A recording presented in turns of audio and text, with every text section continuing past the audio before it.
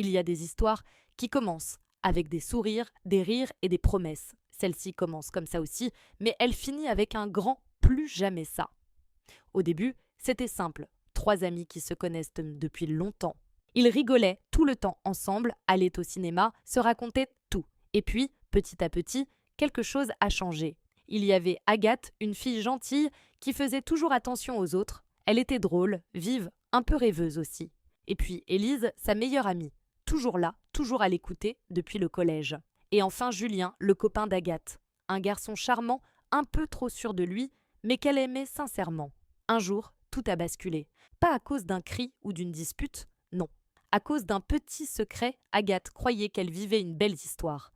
Julien lui disait des mots doux, l'appelait ma perle rare. Mais depuis quelques semaines, elle le trouvait différent, distrait, toujours sur son téléphone, un peu nerveux quand elle posait des questions. Il disait qu'il avait beaucoup de travail. Pourtant, il rentrait tard sans vraiment expliquer pourquoi. Un soir, elle a remarqué un message sur son écran.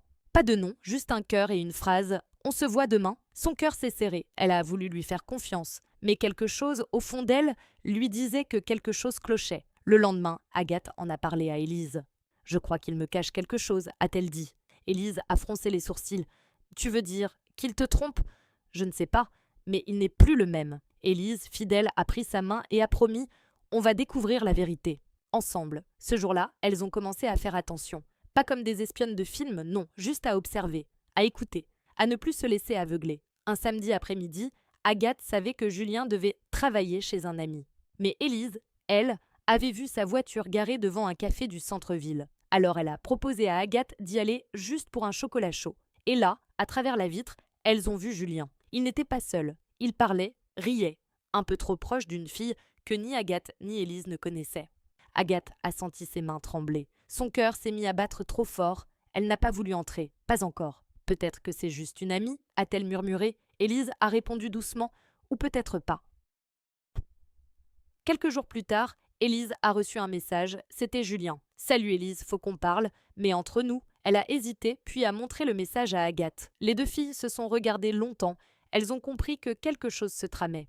Julien voulait la voir seule. Il lui a écrit qu'il avait besoin de se confier, qu'il ne savait plus où il en était avec Agathe et qu'il pensait souvent à elle, Élise. Élise est restée sans voix. Elle a montré le message à Agathe. Et là, Agathe a compris. Julien voulait la tromper. Pas avec une inconnue, non, avec sa meilleure amie. Mais ce qu'il ne savait pas, c'est qu'il venait d'écrire à la mauvaise équipe. Elles ont décidé de ne rien dire, pas tout de suite. Élise a répondu à Julien calmement « D'accord, on peut se voir. Demain soir, chez moi. » Julien a accepté tout de suite. Le lendemain, Élise et Agathe ont préparé leur plan. Pas un plan méchant, juste la vérité. Elles ont décidé de lui faire face ensemble. Quand Julien est arrivé, il avait apporté une bouteille de vin et son grand sourire. Il pensait sans doute qu'il allait charmer Élise, que tout allait se passer comme dans sa tête. Mais en entrant dans le salon, il a vu les deux.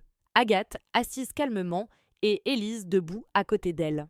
Et tout de suite, son sourire a disparu. « Ah, je ne savais pas que… » a-t-il commencé. Agathe l'a interrompu. « Si, tu savais très bien. » Le silence qui a suivi a tout dit. Il a essayé de rire, de dire que c'était un malentendu, qu'il voulait juste parler. Mais quand Élise a sorti son téléphone et a montré les messages, il n'a plus eu de mots. Agathe s'est levée. Elle ne criait pas. Elle ne pleurait pas. Sa voix était calme, trop calme. Tu sais, Julien, quand on aime quelqu'un, on ne joue pas avec sa confiance. On ne teste pas jusqu'où il peut aller avant de casser. Julien a essayé de parler, mais elle a continué. Tu aurais pu me dire que tu n'étais plus heureux. Tu aurais pu être honnête, mais tu as préféré mentir. Et ça, c'est pire que tout. Élise, à côté, le regardait sans un mot. Elle avait les larmes aux yeux, mais aussi cette force tranquille de celle qui a choisi le bon camp. Julien a fini par baisser les yeux.